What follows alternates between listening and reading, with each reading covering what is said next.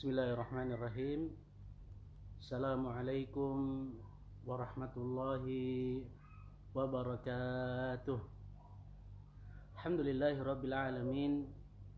Wassalatu wassalamu ala asyrafil anbiya'i wal mursalin.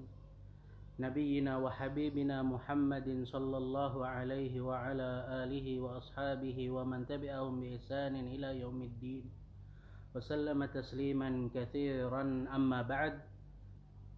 Hadirin rahimani wa rahimakumullahu jami'an.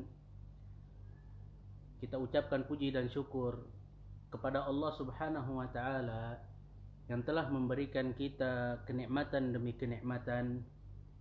Semoga Allah Subhanahu wa taala menjadikan kita hamba-hambanya yang pandai mensyukuri nikmat yang Allah Subhanahu wa taala berikan kepada kita. Salawat dan salam semoga tetap tercurahkan kepada Nabi besar Muhammad sallallahu alaihi wasallam, kepada istri-istri beliau, anak-anak beliau, sahabat-sahabat beliau, serta pengikut beliau hingga akhir zaman nanti.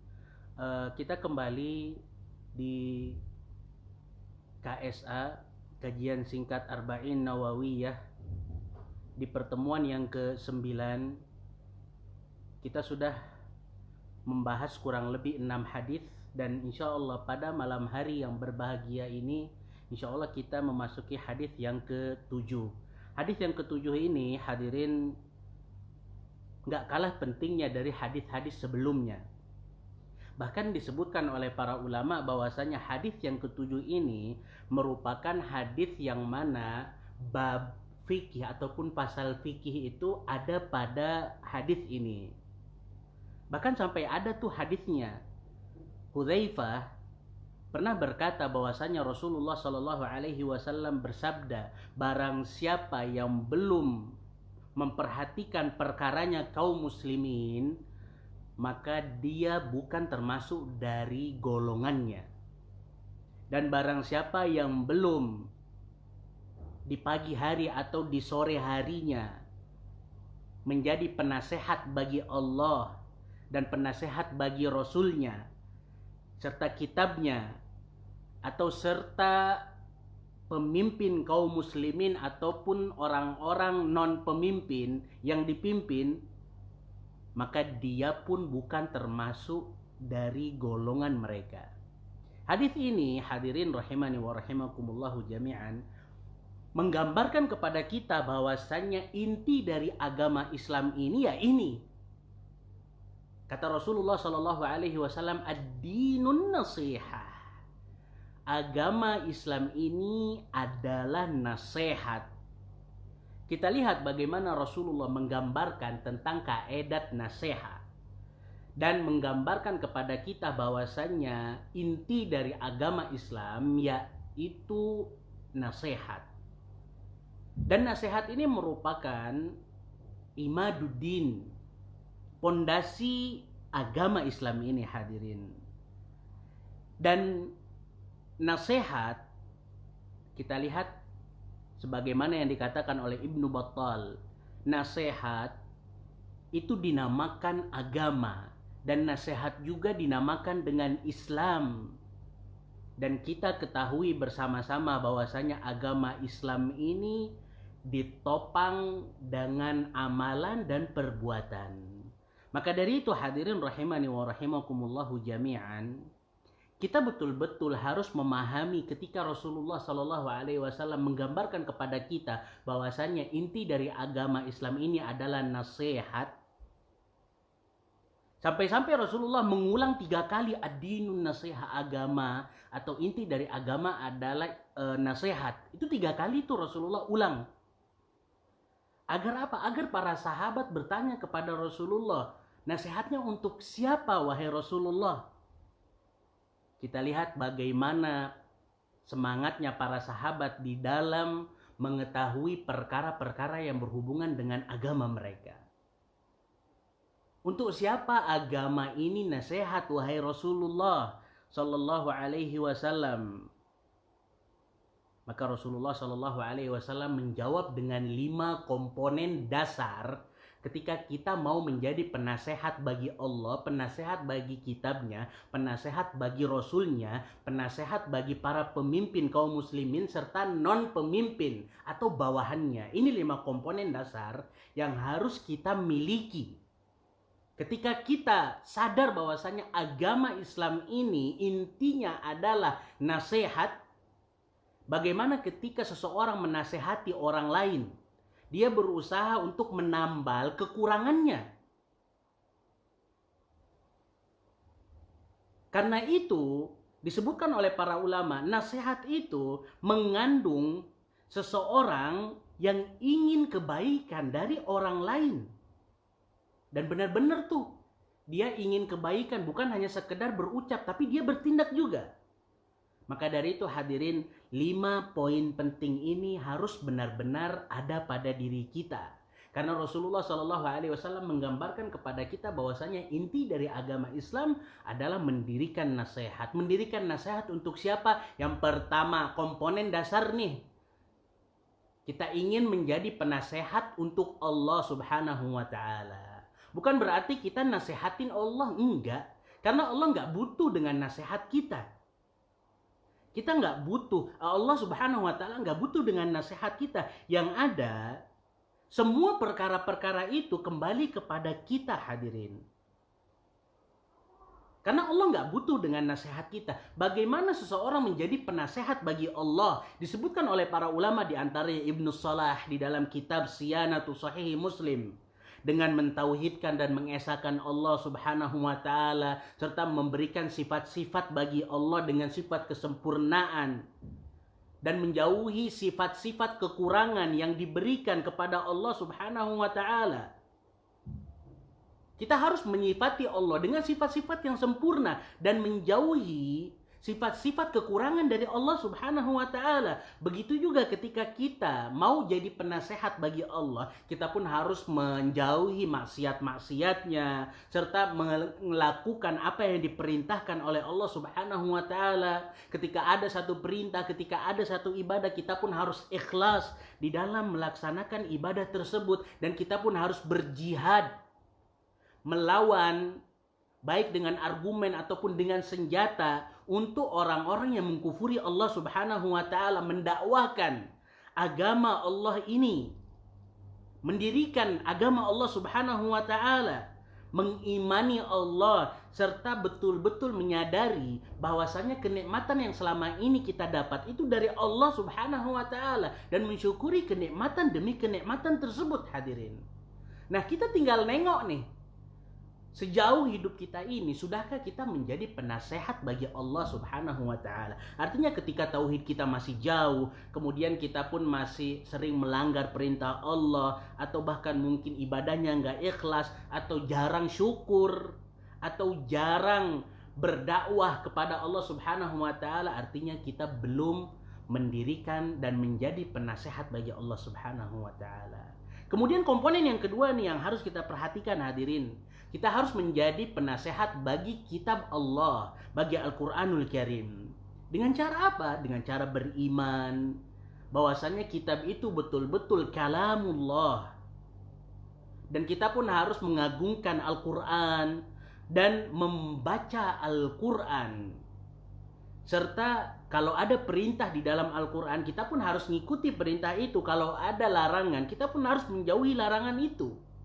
Dan betul-betul mentadaburi ayat-ayat Allah Subhanahu wa Ta'ala. Kemudian kita pun harus membela Al-Quranul Karim dari orang-orang yang ingin merubah isi Al-Quranul Karim. Kemudian bisa juga ketika kita mau menjadi penasehat bagi kitabullah, kita membenarkan seluruh kabar-kabar yang berada di dalam Al-Quranul Karim.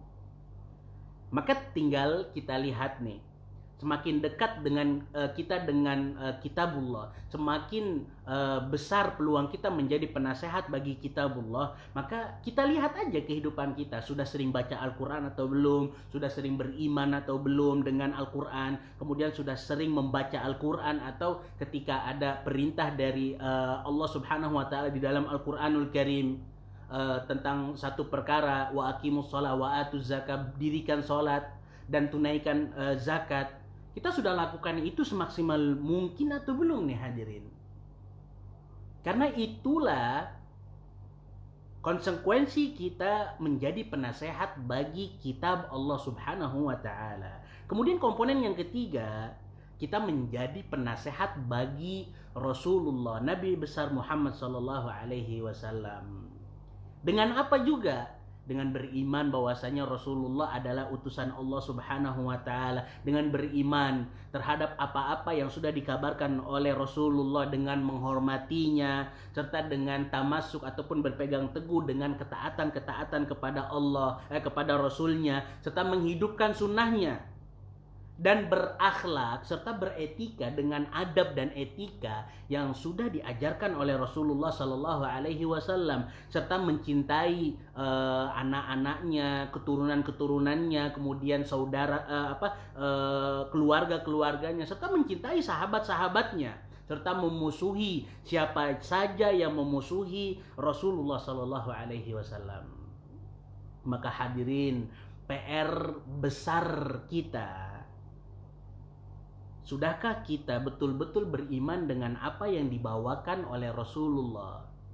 Sudah sejauh mana akhlak kita dengan akhlaknya Rasulullah Sallallahu Alaihi Wasallam? Sudah sejauh mana kecintaan kita kepada beliau, kepada sahabat-sahabat beliau, anak-anak beliau?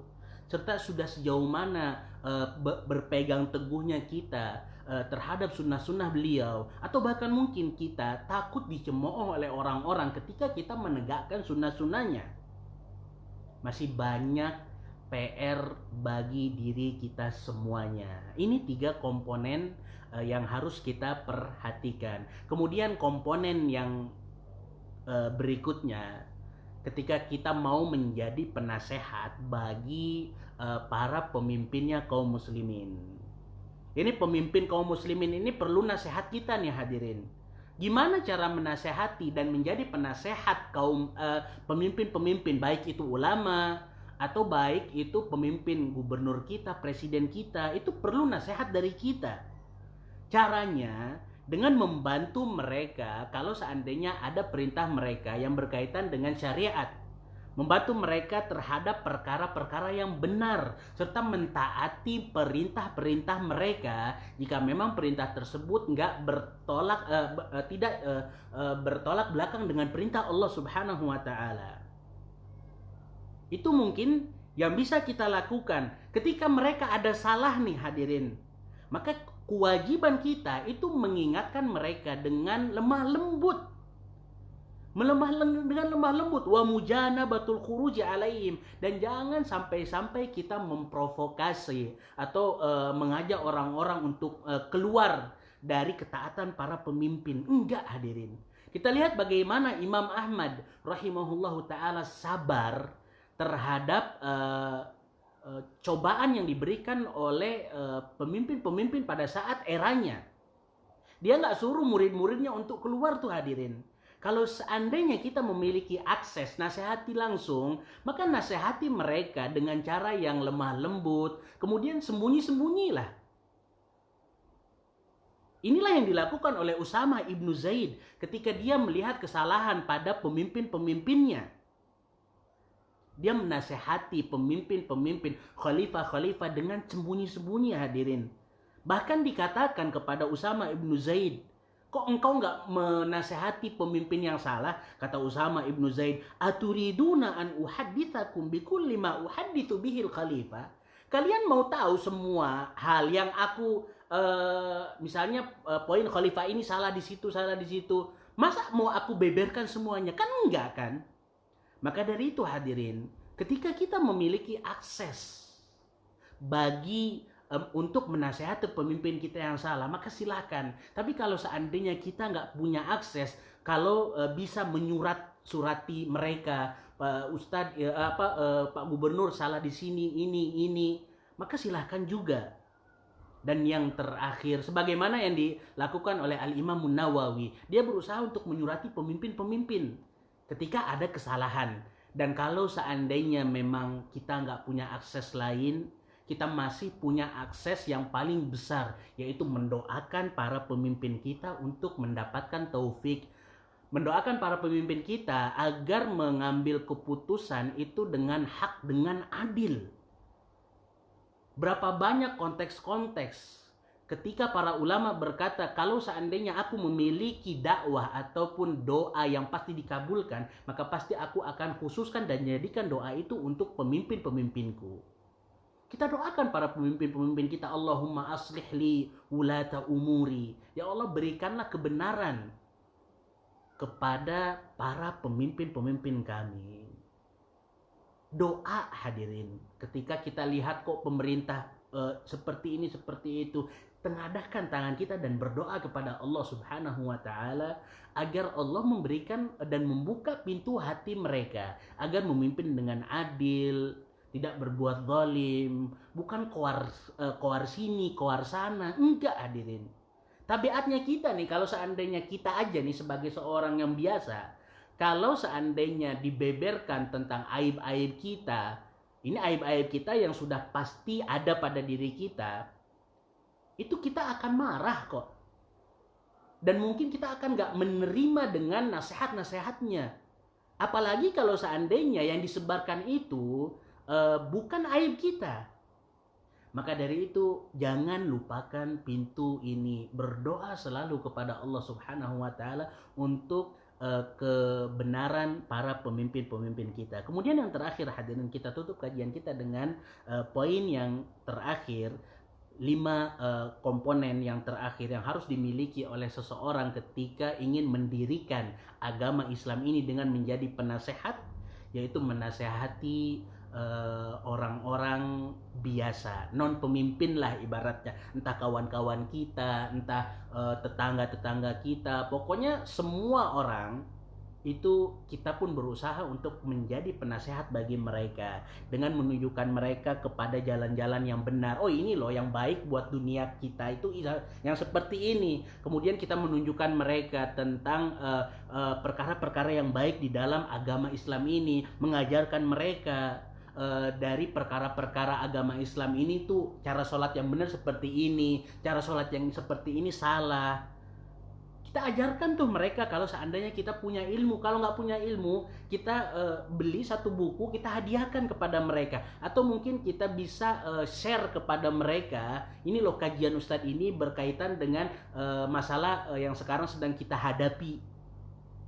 Kemudian hadirin, ketika kita mau menjadi penasehat bagi orang-orang, kita pun harus berusaha semaksimal mungkin menutup aib-aib dan kekurangan mereka. Jangan sampai kita sebar-sebarkan aib mereka. Enggak. Kita tahu fulan punya aib, punya kekurangan, maka jangan disebarin ke orang-orang lain. Kita bisa nasihati dia secara langsung, maka silakan. Tapi menyebarkan auratnya ataupun aibnya kaum muslimin merupakan perkara yang dilarang di dalam agama Islam ini. Kemudian kita pun berusaha untuk enggak mencurangi siapapun. Dan kita pun mencoba untuk nggak hasad dan nggak iri terhadap apa-apa yang didapatkan oleh tetangga kita atau orang-orang lain. Maka dengan itu kita sudah menjadi penasehat bagi mereka. Intinya kaidahnya seperti inilah. Ketika kita senang dengan orang lain itu memperlakukan kita seperti itu, maka kita pun harus senang bagaimana kita memperlakukan orang lain. Ketika kita senang nih orang lain senyum-senyum sama kita, saudara kita senyum-senyum kepada kita, maka kita pun harus memperhatikan dan memperlakukan orang lain seperti itu. Basyasyatul wajh. Kemudian kita senang ketika ada orang yang salam kepada kita, maka kita pun ketika mau jadi penasehat buat orang-orang kaum muslimin, kita pun harus mengucapkan salam. Dan yang terakhir adalah dengan membantu mereka sekuat tenaga kita. Kalau kita punya harta, kemudian kita lihat tetangga-tetangga kita itu sedang membutuhkan, silahkan bantu. Kalau seandainya kita punya tenaga, kemudian kita melihat orang lain sedang memerlukan tenaga kita, nggak ada salahnya kita menawarkan tenaga kita. Ini saja yang bisa saya sampaikan, kurang lebihnya saya mohon maaf. Aku qouli hadza wa astaghfirullah li wa lakum wa lisa'iril muslimin. Subhanakallahumma wa bihamdika asyhadu an la ilaha illa anta astaghfiruka wa atubu ilaik. Assalamualaikum warahmatullahi wabarakatuh.